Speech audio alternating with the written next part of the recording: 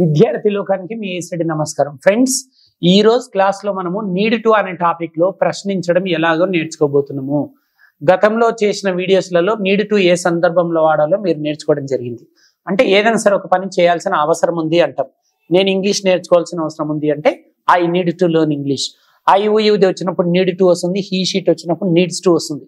ఇట్లా ఏదైనా సరే ఒక పని చేయాల్సిన అవసరం ఉంది. మరి దీంట్లో ప్రశ్నలు ఎలా అడగాలని నేర్చుకుందాం ఈరోజు. డూ డస్ అనే హెల్పింగ్ వర్బ్స్ వాడి ప్రశ్నలు అడగాలన్నమాట నీడ్ టు పైన. సో ఇక్కడ నాతో పాటు ఇద్దరు విద్యార్థులు ఉన్నారు, కిషోర్ అండ్ శివ. వీళ్ళు 4 సబ్జెక్టుల పైన యూ, దే, హీ, షీ ఈ 4 సబ్జెక్టుల పైన ప్రశ్నలు అడిగి చూపిస్తుంటారు. ఎస్ ఎలా చెప్పాలి, నో ఎలా చెప్పాలని నేర్చుకోండి మీరు.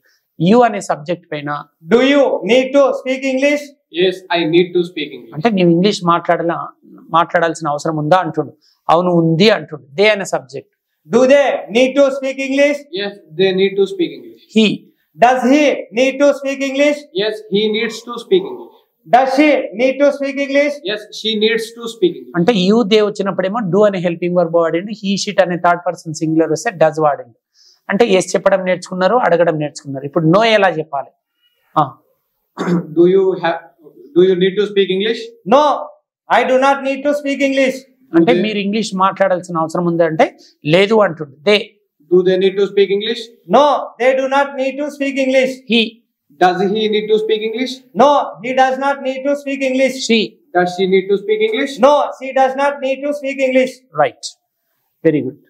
సో ఈ వీడియో మీకు చక్కగా అర్థమైందని ఆశిస్తూ అతి త్వరలో మరో చక్కటి వీడియోతో మీ ముందుకు వస్తాము. అంతవరకు సెలవు. ఇట్లు విద్యార్థి బృందం మరియు మీ ఏసీ రెడ్డి. నమస్కారం.